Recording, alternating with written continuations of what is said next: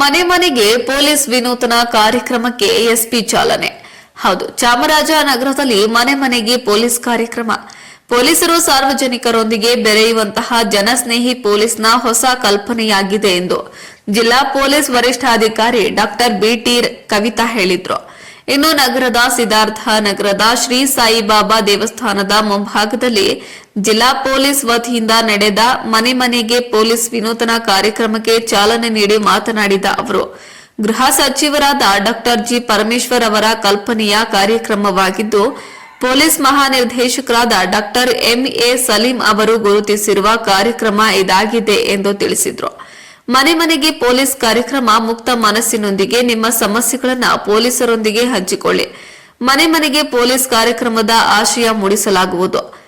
ಈ ಕಾರ್ಯಕ್ರಮದಿಂದ ಸಮಾಜಕ್ಕೆ ಒಳಿತಾಗಲಿದ್ದು, ಅಕ್ರಮ ಅನೈತಿಕ ಚಟುವಟಿಕೆಗಳ ಸಂಬಂಧ ಮಾಹಿತಿ ಸಂಗ್ರಹಿಸಿ ನಿಗ್ರಹಿಸಿ ಅಪರಾಧಗಳನ್ನು ಕಡಿಮೆ ಮಾಡಲು ಪೂರಕವಾಗಿದೆ ಎಂದು ತಿಳಿಸಿದರು. ಇನ್ನು ವಿಶ್ವ ರೈತ ಸಂಘ ಸದಸ್ಯರು, ಕರ್ನಾಟಕ ರಾಜ್ಯ ರೈತ ಸಂಘ ಹಾಗೂ ಪಾರಂಪರಿಕ ನಾಟಿ ವೈದ್ಯ ಎಚ್ಎಸ್ಸಿ ಮಹೇಶ್ ಕುಮಾರ್ ಮಾತನಾಡಿದ್ದು, ಮನೆ ಮನೆಗೆ ಪೊಲೀಸ್ ಒಂದು ಒಳ್ಳೆಯ ಕಾರ್ಯಕ್ರಮವಾಗಿದೆ. ಗ್ರಾಮಾಂತರ ಪ್ರದೇಶವಾಗಲಿ, ಪಟ್ಟಣ ಪ್ರದೇಶವಾಗಲಿ ಹಾಗೂ ಸೂಕ್ಷ್ಮ ಪ್ರದೇಶಗಳಲ್ಲಿ ಸಿಸಿ ಕ್ಯಾಮೆರಾಗಳನ್ನು ಸರ್ಕಾರದ ವತಿಯಿಂದಲೇ ಅಳವಡಿಸಿದರೆ ಅಕ್ರಮ ಅನೈತಿಕ ಚಟುವಟಿಕೆಗಳು ಕಡಿಮೆ ಆಗುತ್ತದೆ ಎಂದು ತಿಳಿಸಿದರು. ಹೆಚ್ಚುವರಿ ಜಿಲ್ಲಾ ಪೊಲೀಸ್ ವರಿಷ್ಠಾಧಿಕಾರಿ ಎಂಎನ್ ಶಶಿಧರ್ ಪ್ರಾಸ್ತಾವಿಕ ಭಾಷಣ ಮಾಡಿದರು. ಡಿವೈಎಸ್ಪಿ ಲಕ್ಷ್ಮಯ್ಯ, ನಗರಸಭಾ ಸದಸ್ಯೆ ಕುಮುದಾ ಕೇಶವಮೂರ್ತಿ ಮಾತನಾಡಿದ್ದು, ಈ ಕಾರ್ಯಕ್ರಮದಲ್ಲಿ ಡಿವೈಎಸ್ಪಿ ಧರ್ಮೇಂದ್ರ, ಗುರುಸ್ವಾಮಿ, ಮಮತಾ ಇತರರು ಹಾಜರಿದ್ದರು. ವರದಿ ಹೊಮ್ಮ ನಂಜುಂಡ ನಾಯ್ಕ, ಪ್ರಜಾಪವರ್ ಟಿವಿ, ಚಾಮರಾಜನಗರ. ಹಾಗೆ ಮನೆ ಮನೆಗೆ ಪೊಲೀಸ್ ಅಂತಕ್ಕಂಥದ್ದು ಮಾನ್ಯ ಗೃಹ ಸಚಿವರ ಅವರ ಕಲ್ಪನೆಯ ಮತ್ತೆ ಪೊಲೀಸ್ ಸಾರ್ವಜನಿಕರೊಂದಿಗೆ ಬೆರೆಯುವಂತಹ ಜನಸ್ನೇಹಿ ಪೊಲೀಸ್ನ ಹೊಸ ಕಲ್ಪನೆ ಇದು. ಅಂದ್ರೆ ಇಲ್ಲಿವರೆಗೂ ಪೊಲೀಸ್ನವರು ಹೇಗೆ ಮಾಡ್ತಾ ಇದ್ವು, ರಿಯಾಕ್ಟಿವ್ ಆಕ್ಷನ್ಸ್ ಅನ್ನ ಮಾಡ್ತಾ ಇದ್ವಿ ನಾವು. ಅಂದ್ರೆ ನಿಮ್ಗೇನೋ ಸಮಸ್ಯೆ ಆಗುತ್ತೆ, ನೀವು ಬಂದು ಪೊಲೀಸ್ ಠಾಣೆಗೆ ದೂರು ಕೊಡ್ತೀರಾ, ಆ ದೂರನ್ನ ನಾವು ಅಡ್ರೆಸ್ ಮಾಡ್ತೀವಿ. ಅಂದ್ರೆ ನಿಮ್ಗೆ ಏನ್ ಸಮಸ್ಯೆ ಇದೆ ಅನ್ನೋಂಥದ್ದು ದೂರು ಕೊಟ್ಟಾದ್ಮೇಲೆ ನಾವು ಆಕ್ಷನ್ ತಗೊಳ್ಳುವಂತಹ ಕೆಲಸವನ್ನ ಮಾಡ್ತಾ ಇದ್ವಿ. ಅದು ಬದಲಾಗಿ ಪ್ರೋ ಆಕ್ಟಿವ್ ಪೊಲೀಸಿಂಗ್ ಬರಬೇಕು ಅನ್ನುವಂತಹ ಉದ್ದೇಶದಿಂದ ಈ ಕಾರ್ಯಕ್ರಮವನ್ನ ಜಾರಿಗೆ ಮಾಡಿದ್ದಾರೆ. ಇದು ಈಗಾಗಲೇ ನಾನು ಹೇಳಿದಂತೆ ಮಾನ್ಯ ಗೃಹ ಸಚಿವರಾದಂಥ ಪರಮೇಶ್ವರ್ ಸರ್ ಅವರದು ಮತ್ತೆ ನಮ್ಮ ಪೊಲೀಸ್ ಪಡೆಯ ಮುಖ್ಯಸ್ಥರಾಗಿರ್ತಕ್ಕಂಥ ಡಿಜಿ ಮತ್ತು ಐಜಿಪಿ ರವರಾದಂಥ ಶ್ರೀ ಮೊಹಮ್ಮದ್ ಸಲೀಂ ಅವರು ಮಾಡಿರುವಂತಹ, ಅವರು ಅತೀವ ಕಾಳಜಿಯನ್ನ ವಹಿಸಿ ನಿರ್ಮಿಸಿರುವಂತಹ ಒಂದು ಕಾರ್ಯಕ್ರಮ ಇದು. ಹಾಗಾಗಿ ಈ ಕಾರ್ಯಕ್ರಮ ನೋಡಿ, ಅಂದ್ರೆ ಹೇಗೆ ಈಗ ನಮ್ಮ ಅಡಿಷನಲ್ ಎಸ್ ಪಿ ಅವರು ಈಗಾಗಲೇ ತಮ್ಮ ಮಾತಿನಲ್ಲಿ ಹೇಳಿದ್ರು, ಅವರು ಪರಿಚಯ ಮಾಡುವಾಗ, ಈ ಕಾರ್ಯಕ್ರಮದ ಪರಿಚಯ ಮಾಡುವಾಗ, ಅಂದ್ರೆ ಪೊಲೀಸ್ನವರು ಗಸ್ತನ್ನ ಯಾವಾಗೂ ಮಾಡ್ತಾ ಇರ್ತೀವಿ ಆಯ್ತಾ. ಆ ಗಸ್ತನ್ನ ಇನ್ನೂ ಸ್ವಲ್ಪ ಹೆಚ್ಚು ಜನರನ್ನ ತಲುಪುವ ರೀತಿನಲ್ಲಿ ಮಾಡಿ ನಾವು ಇ ಬೀಟ್ ಸಿಸ್ಟಮ್ ಕೂಡ ತಂದ್ವಿ. ಅಂದ್ರೆ ಆ ಇ ಬೀಟ್ ಸಿಸ್ಟಮ್ ಅಲ್ಲಿ ಬೀಟ್ ಮೆಂಬರ್ಸ್ ಅಂತ ನೇಮಕ ಮಾಡಿರ್ತಾ ಇದ್ವಿ. ಆ ಬೀಟ್ ಮೆಂಬರ್ಗಳ ಜೊತೆಗೆ ಮೀಟಿಂಗ್ ಮಾಡಿ ಆ ಊರಿಗೆ ಸಂಬಂಧಿಸಿದಂತ ಯಾವುದೇ ಸಮಸ್ಯೆಗಳು ಅಥವಾ ಏನೇ ಆಗಿರ್ಬೋದು ಎಲ್ಲ ವಿಷಯವನ್ನ ಆ ಬೀಟ್ ಮೆಂಬರ್ಗಳ ಮೂಲಕ ಸಂಗ್ರಹಿಸಿಬಿಟ್ಟು ನಾವು ಅದನ್ನ ನಮ್ಮ ಮಾಹಿತಿಯನ್ನಾಗಿ ಇಟ್ಕೊಂಡು ಕೆಲಸವನ್ನ ಮಾಡ್ತಾ ಇದ್ವಿ.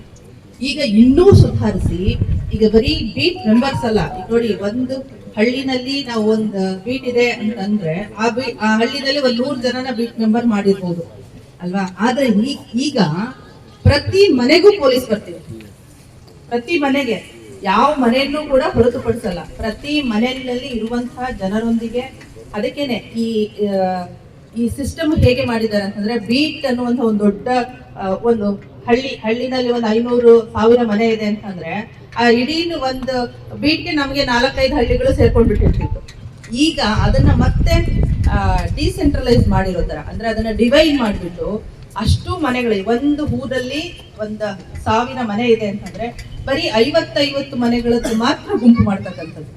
40ರಿಂದ 50 ಮನೆಗಳನ್ನ ಗುಂಪು ಮಾಡಿ ಅದನ್ನ ಒಂದು ಸಮೂಹ ಕ್ಲಸ್ಟರ್ ಅನ್ನುವಂತ ಹೆಸರಿನಿಂದ ಕರೆದು ಆ ಕ್ಲಸ್ಟರ್ ನಲ್ಲಿ ಇರುವಂತಹ ಪ್ರತಿ ಮನೆಗೂ ಕೂಡ ಪೊಲೀಸ್ ಸಿಬ್ಬಂದಿ ಯಾರನ್ನ ಠಾಣೆಯಿಂದ ನೇಮಿಸಿರ್ತಾರೆ ಆ ಸಿಬ್ಬಂದಿ ಅಲ್ಲಿ ಹೋಗಿ ಅವರನ್ನ ಮಾತಾಡಿಸ್ಬೇಕು. ಸ್ವತಃ ಪ್ರತಿ ಮನೆಗೂ ಭೇಟಿ ಕೊಡಬೇಕು, ಅವರನ್ನ ಮಾತಾಡಿಸ್ಬೇಕು, ಅವರ ಸಮಸ್ಯೆಗಳೇನಾದ್ರು ಇದೆಯಾ ಕೇಳ್ಕೋಬೇಕು.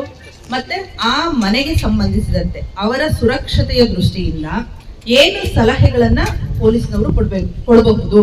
ಈಗ ಆಗ್ಲೇ ನಮ್ಮ ಅಡಿಷನಲ್ ಎಸ್ ಪಿ ಅವರು ಹೇಳಿದ ಹಾಗೆ ಚೆನ್ನಾಗಿ ಮನೆ ಕಟ್ಟಿರ್ತಾರೆ, CC ಕ್ಯಾಮರಾಸೇ ಇರಲ್ಲ, ಆಯ್ತಾ. ಅಂದ್ರೆ ಒಂದ್ಸಲ ಕಳ್ತನ ಆಯ್ತು ಅಂದ್ರೆ ಲಕ್ಷಾಂತರ ರೂಪಾಯಿದ್ದು ಅವರ ವ್ಯಾಲ್ಯೂಬಲ್ ಥಿಂಗ್ಸ್ ಕಳೆದೋಗ್ಬಿಡುತ್ತೆ.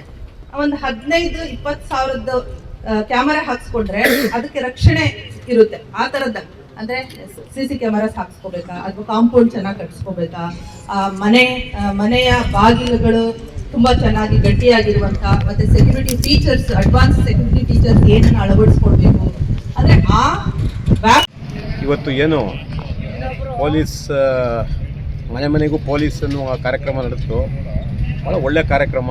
ಮೊದಲು ಬೀಟ್ ಥರ ಬರ್ತಾಯಿದ್ರು, ಅದು ಯಾವತ್ತೋ ಒಂದು ದಿವಸ ಬರ್ತಿದ್ರು ಮಾಡ್ತಿದ್ರು. ಆದರೂ ಕೂಡ ಈಗ ಇದು ಒಳ್ಳೆಯ ಕಾರ್ಯಕ್ರಮ.